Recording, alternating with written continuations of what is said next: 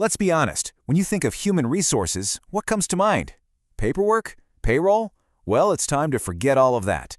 Because today, HR isn't just a department. It's this incredibly complex, integrated architecture. It's really the system for managing a company's most important asset, its people. Now, here's the textbook definition of human resource management, or HRM. But what does that actually mean? It means that the whole point is to get a competitive edge through your people. It's about strategically putting together a team that is not only super talented, but also genuinely committed to the mission. That's the real goal here. And to really get our heads around this, let's stick with this powerful idea. Think of HR as an architecture. You know, a framework of interconnected systems. All the strategies, the policies, the day-to-day practices, they all have to work together perfectly to support the entire company. So here's our game plan. We're going to start big picture with the HR architecture itself. Then we'll zoom right in on performance management. After that, we'll see how it connects to everything else, take a peek into the future, and finally, tie it all back to what really matters, driving business results. All right, first up, the HR architecture. Let's get that 30,000-foot view. So inside this architecture, you've got all these core functions, right? Everything from planning who you need to hire to actually recruiting them, developing their skills, planning careers, figuring out rewards, and making sure everyone's well-being is taken care of.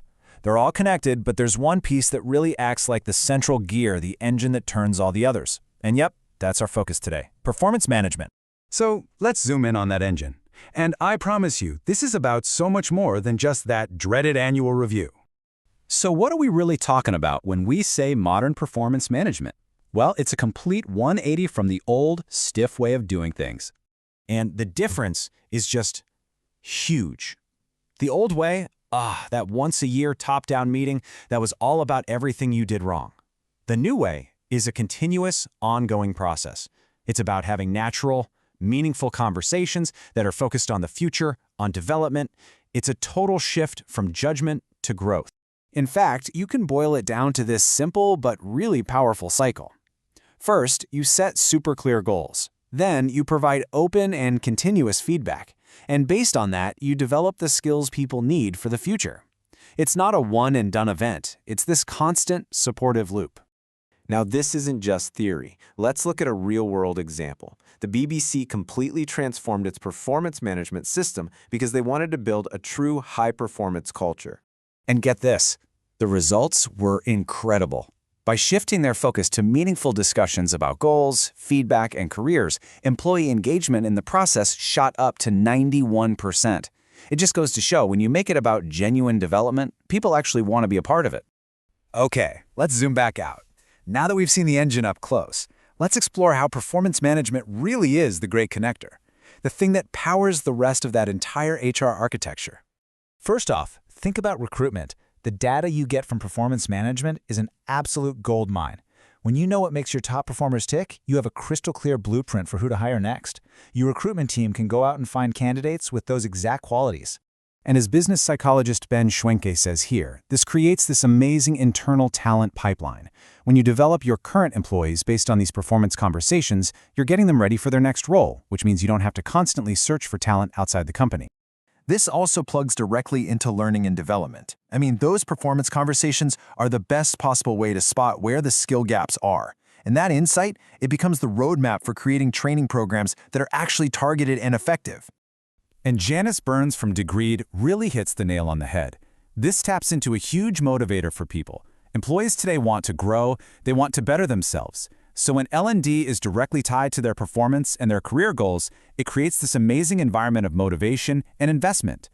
And of course, we have to talk about the money. A fair, transparent performance management process is really the only way to credibly link things like pay, bonuses, and promotions to someone's actual contribution.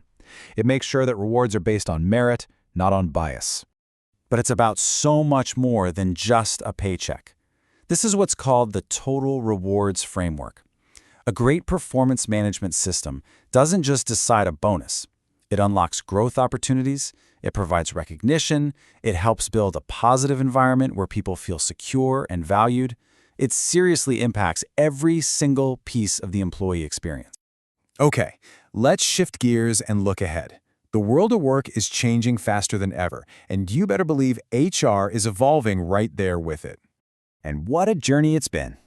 Back in the 80s, you had the personnel department, which was purely transactional. The 90s gave us an integrated HRM model. The 2010s were all about making HR strategic.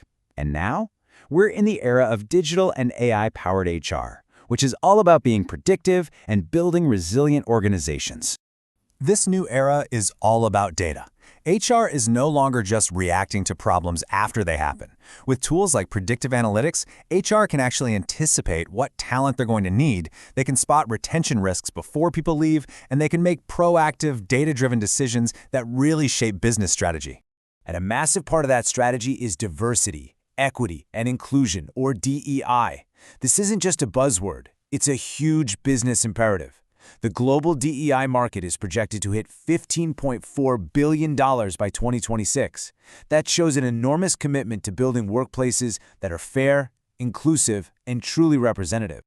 So we get to the most important question. Where does all of this lead? What's the bottom line? It leads to tangible, measurable business results. Just look at 3UK, the big telecom provider. They rolled out this holistic well-being strategy, and their employee net promoter score, which is a key way to measure employee satisfaction, jumped from +16 all the way to +24. That's a direct line from a people-focused strategy to a critical business outcome.